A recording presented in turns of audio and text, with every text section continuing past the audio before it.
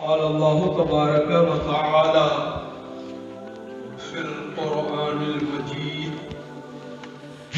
أعوذ بالله من الشيطان الرجيم بسم الله الرحمن الرحيم إن الدين عند الله الإسلام صدق الله مولانا العظيم وصدق رسوله النبي الأمي الحبيب الكريم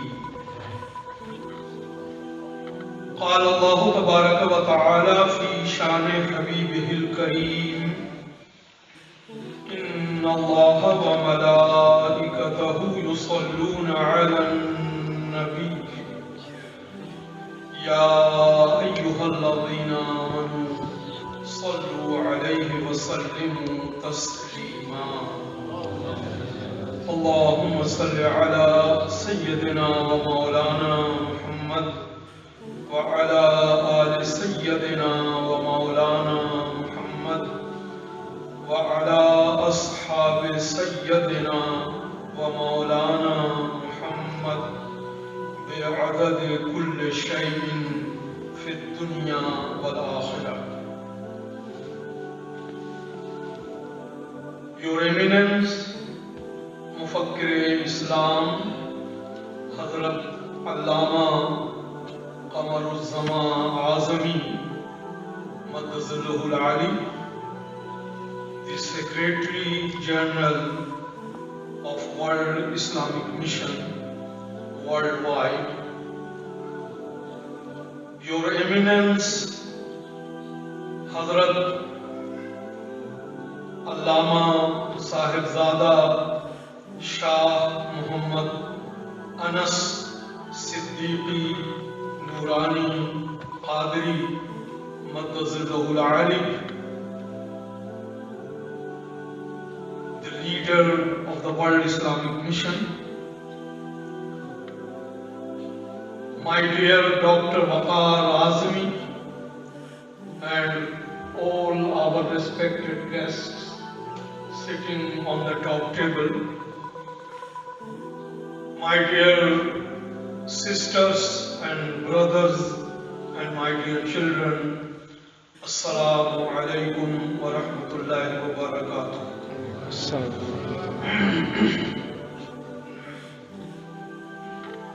Peace, it could be translated loosely in our language as itminan, sukoon, shanti, aman, is something everybody in the world needs. Those who are the greatest danger to the peace, even those people, they also look for peace.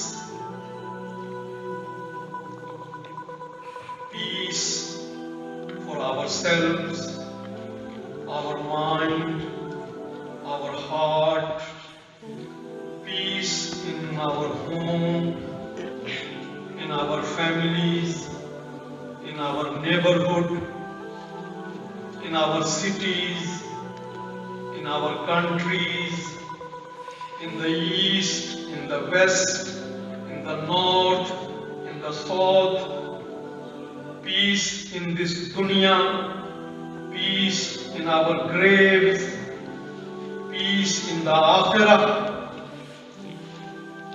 peace globally. We cannot deny its importance, its essentiality, and its requirement. I have not been asked today to speak about the need for the peace for an individual. I have been asked to share with you some of my thoughts about global peace. Global peace means peace all over the world. Peace in Canada, in America, in South America, in Africa, in Asia, in Europe. This is really a challenging task.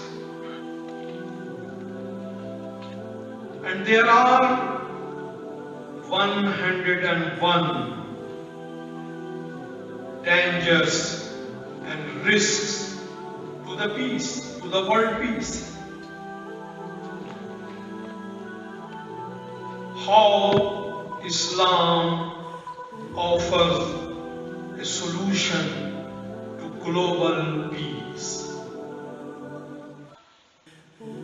Or shall we say, Islam is not interested in global peace. Islam is only interested in peace within the Muslim world, within the Muslim homes, within the mosques, within the khanqahs, within the Darul Ulooms.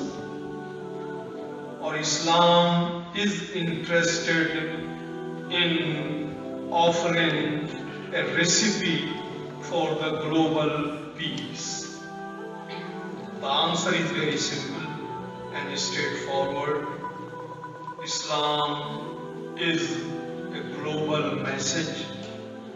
Islam is a universal way of life. Islam addresses each and every person who lives on the globe. Islam is an international deen. It offers the law, the Shariah for the whole of the world. So rightly we have to look into the Islamic teachings, how Islam can maintain or bring peace globally in the world. And for that, in such a short time, I would like to share with you only two aspects.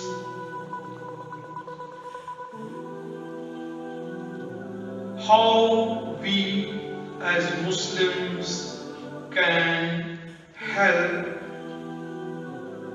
the world in achieving and securing global peace in the light of the teachings of Prophet of Islam, Sayyiduna Muhammad Rasulullah Sallallahu Alaihi Wasallam. The very first thing I would like to share with you is not only an ideology, it is not only a theory, it is something very practical. And that could be named as our cordial relations with our neighbors. Neighbors mean not only those who live next door. In fact, people of one street are the neighbors of the people in the next street, isn't it? People of one town are the neighbors of the people in the adjacent town.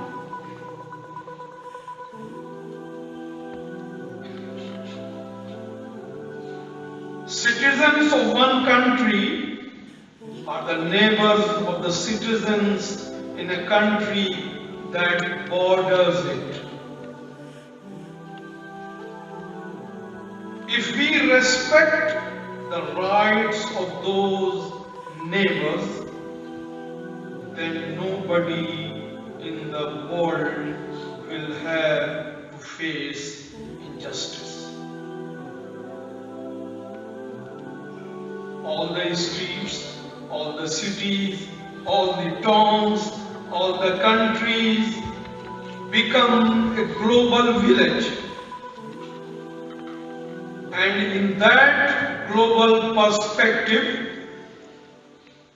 if we simply follow the teachings of Rasulullah Sallallahu Alaihi Wasallam in respect of the rights of neighbors, then inshallah we can successfully secure global peace on the globe. And interestingly, the word neighbor has not been used in the sayings of Rasulullah Sallallahu Alaihi Wasallam only for Muslims. Neighbors include Muslim neighbors or non-Muslim neighbors. Islam asks us to treat every neighbor kindly, and Islam teaches us to be good to them all. Once Hazrat Amir Muawiyah radiyallahu ta'ala anhu asked Rasulullah sallallahu ta'ala alayhi wasallam, "Oh my dear respected Prophet, what is the right of my neighbor over me?" Our Nabi sallallahu ta'ala alayhi wasallam responded to this question by outlining 7 rights of our neighbors. Let me share that with you. What our Nabi sallallahu alaihi wasallam said to Hazrat Amir Muawiyah: if your neighbor is ill, go and visit him. Now this is not, it is not a theory, it is not an ideology. We have to ask ourselves, how many times we are visiting our neighbors if they are sick, if they are unwell, if they are ill. Or we are just going and visiting our parents, our brothers and sisters, the people who belong to our own tribe and family, or village, or city, or country. Indians going to visit Indian Sikh people. Pakistanis are going to visit the Pakistani Sikh people, or even in India or Pakistan, we have so many divisions. Punjabis, Sindhis, Balochis, Pathans, Gujaratis, Bengalis, North Indians, South Indians. So we have to ask ourselves.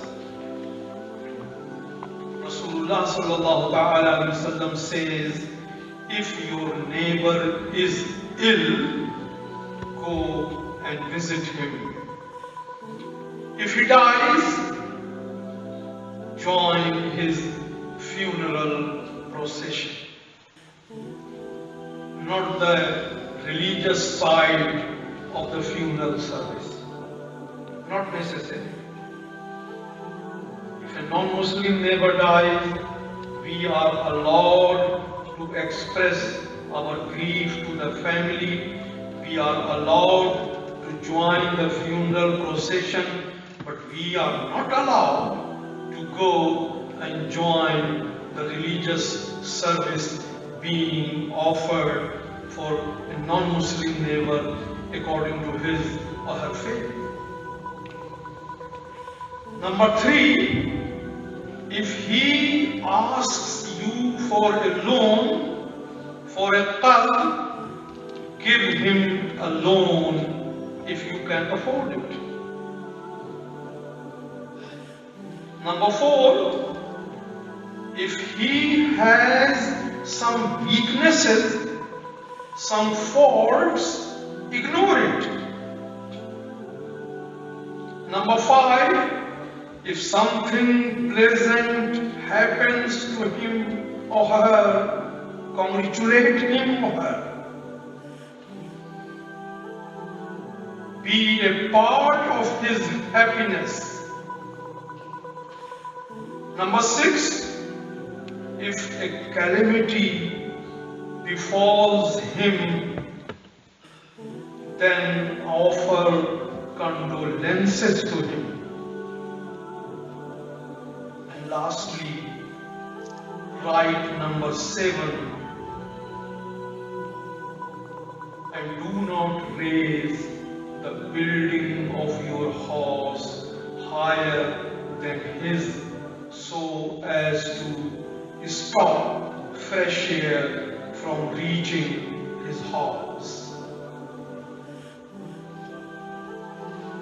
This hadith is collected by Imam Tabarani and recorded in his collection Al-Mu'jam Al-Kabir.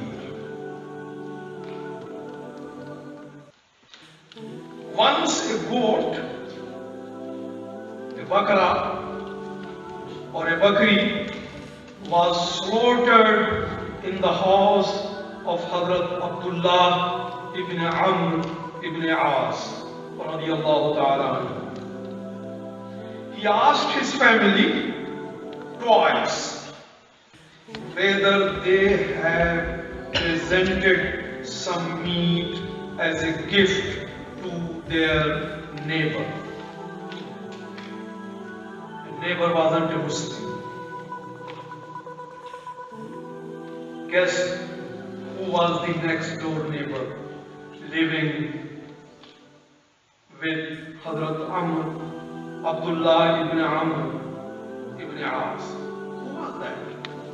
The hadith I have taken from Tirmidhi. The hadith number is 2069 in the Sunan of Tirmidhi. Who was the neighbor? He was a Jew. A Jewish family was living as a neighbor. So he twice asked his family, have you sent some meat as a gift to the neighbor? And he said to the family, I am asking twice because I have heard myself the Prophet Sallallahu Alaihi Wasallam say one day. What was that? What did he hear? He says that Rasulullah Sallallahu Alaihi Wasallam said one day while Hazrat Abdullah ibn Amr ibn As was sitting in the company of Rasulullah Alaihi Salatu Wasallam, that the Archangel Jibreel Alaihi Salam kept advising or reminding me regarding the rights, the huquq of neighbor. And that advice or reminder went to such an extent that I began to feel that under the command of Allah subhanahu wa ta'ala, Jibreel would make my neighbor a shareholder in my own inheritance.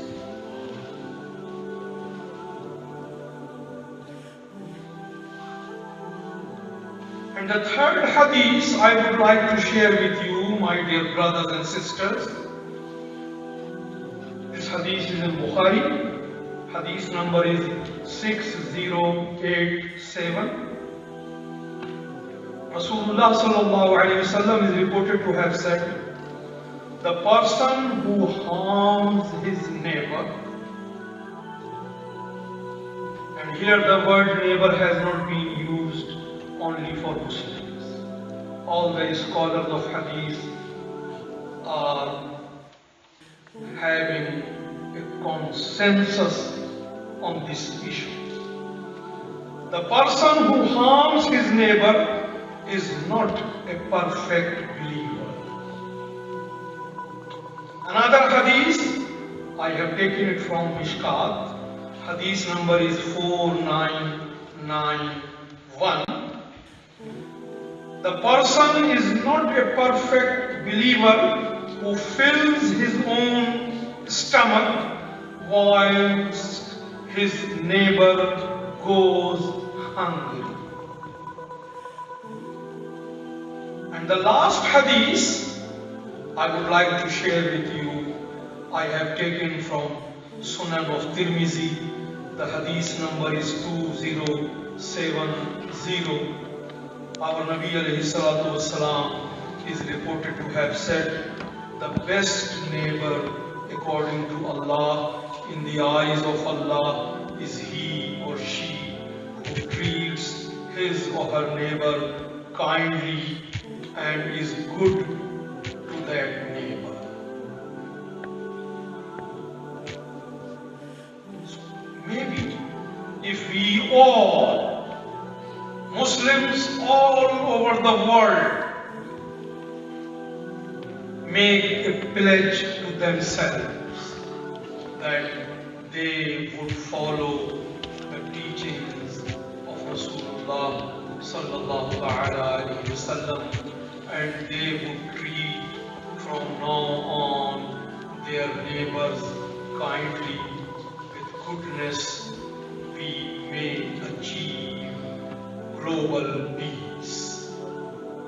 So this is one of the solutions Islam potentially offers to the world, that be nice to your neighbor, be kind to your neighbor.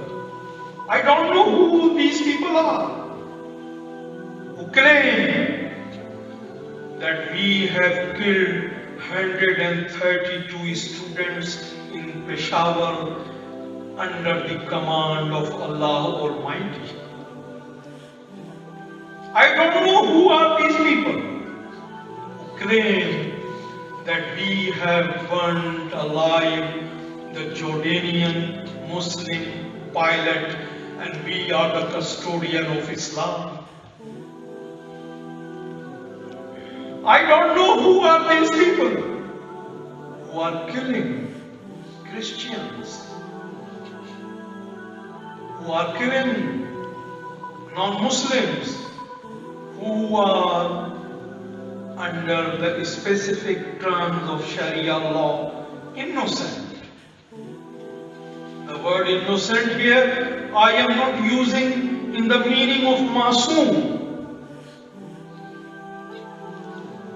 They have not committed a crime that makes it legitimate to kill them, and they are being killed.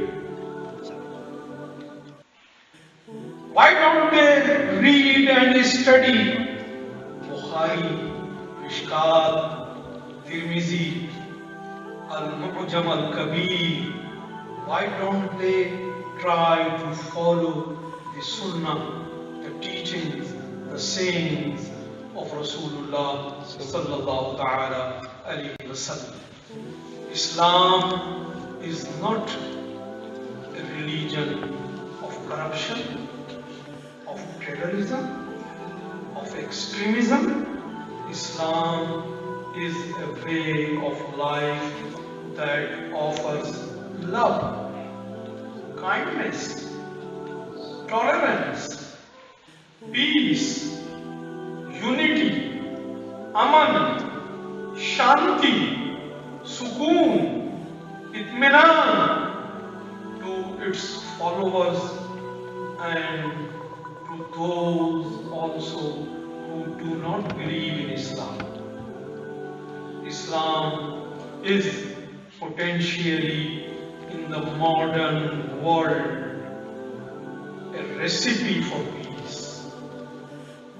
The only challenge is that are we Muslims, men and women, young and old, rich and poor, Canadian Muslims, American Muslims, European Muslims, Pakistani Muslims, Indian Muslims, Bangladeshi Muslims, Muslims of the Middle East are prepared to follow and observe the teachings of the Messenger of Islam. That is the challenge with us. If we are prepared to follow our Nabi Sallallahu Alaihi Wasallam, we could be the leaders of the world. We could be the custodian of peace. We could be the author of global peace.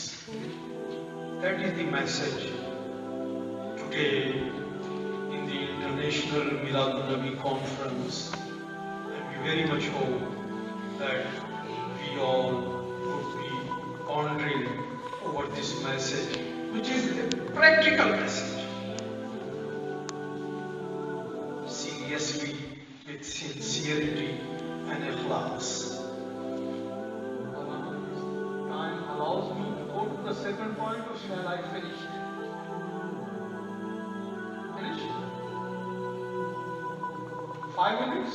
Okay. Maulana Shahid has been very generous to me. He is offering me 5 more minutes. I am thankful to him. And in these 5 minutes, I would like to share very briefly the second point I wanted to share with you. And that is about dialogue. That is about communication. That is about interaction. I ask all my parents sitting here, from today, have a diary and make a note. How many times a week we are communicating wholly and fully with our own children? How many times a week we are interacting with our parents? How many times a week we are talking with love and kindness to our own real brothers and sisters? Communication is not a problem. We are witnessing a scientific revolution in the field of communication. In England, people say, my next door neighbor lives in Australia.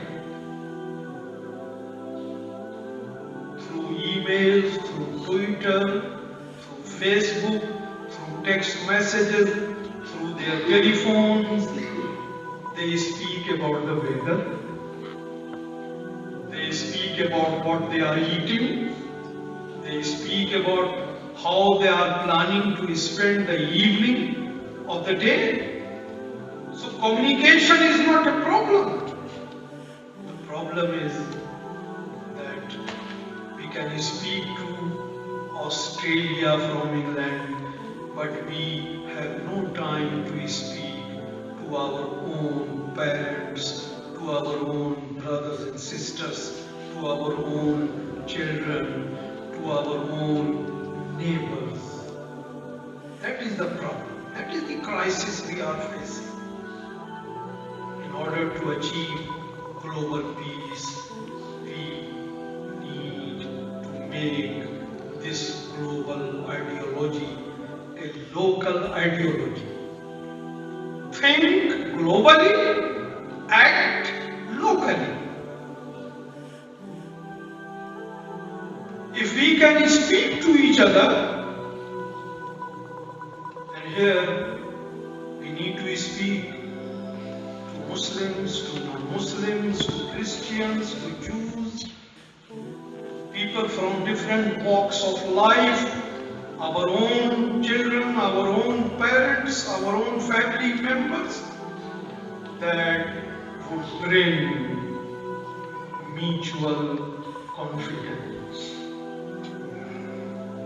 that would bring, believe me, real peace in our hearts and minds, in our homes, in our families, in our world, locally and globally. And this speaking, this communication is not a debate where we may be worried about winning the debate. No, there is no question of winning or defeating someone.